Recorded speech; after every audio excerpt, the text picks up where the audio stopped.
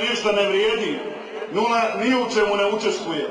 Čak je svoju prošlost i istoriju, svoje veliko srce.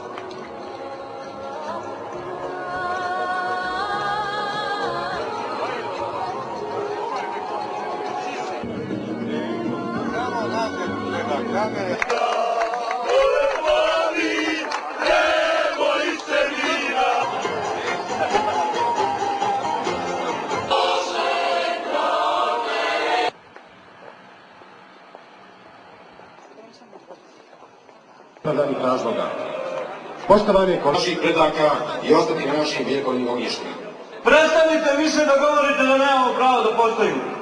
Još imamo strpljenja malo da vas trpimo. I nećemo dugo. Poštovani borci, bolje od svih poznajemo bol i patnju. Odreknemo sebe kao svetosavskog hrišćanskog naroda.